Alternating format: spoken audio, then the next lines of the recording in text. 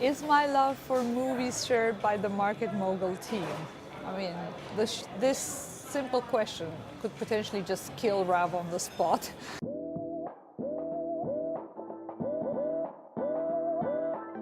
So you guys are looking at a karaoke, which is my favorite drink, because I convinced everybody that if we're going to do an episode about me, it should be in my favorite restaurant.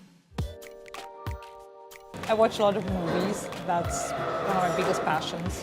I've started doing that when I was really young. It's probably how I learned most of my English. Ralph thinks I sound very American. I speak English with an American accent. You can thank Bruce Willis and, all the other action heroes.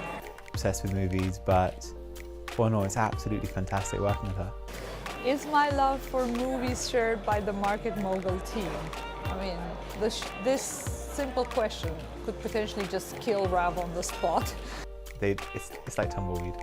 Sorry, Andreea. Movies were the first sense of freedom I experienced. Going from Communist Grey to Dallas and Die Hard, it was like walking into a new world. I love meeting people, especially foreigners, obviously, because they would give you an insight into what the West and all that other world that was out there was about. And that's how I started, asking people questions, getting answers, sort of making up little stories in my head. And one day they just sort of started filling up pages of national newspapers. What made me pick Andreea was, and this was a very long time ago now, but I still remember it, just her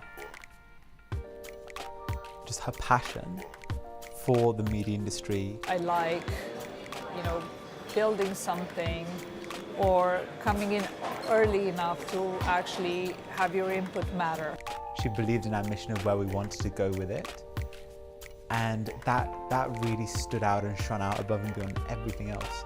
Her attention to detail is extremely good. In fact, I've never actually met somebody with as much focus and attention to detail as her. To be a good journalist, you need a few skills. People skills is the most important one.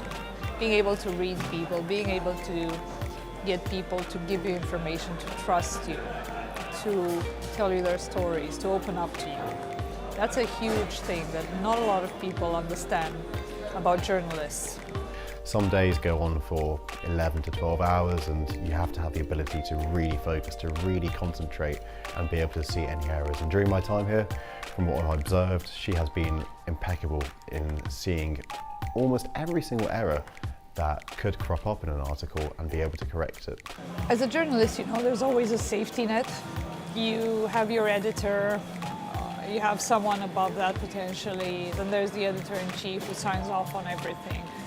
Whereas when you're the editor-in-chief, there's no one else. The responsibility is huge. The way she explains things and the way she takes you through certain things is, I think, extremely clear and concise. The most important things I try to pass on to the people I work with are patience, the ability to deal with stress and pressure, and taking responsibility for everything they do, whether it's positive or negative, whether it's a great achievement or a massive mistake.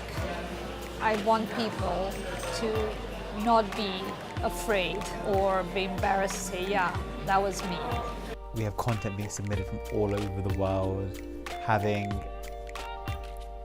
to be in charge of all of that is a tough job. If you can't deal with stress, I don't think you're going to do well in journalism, because journalism has one thing that's really well known, and that's deadlines. And sometimes your editor is going to call you and they're going to say, I need this done in an hour. Or if you're a news agency, they'll want it done in 5 minutes. And then if you just collapse under pressure, what does that say about you as a person?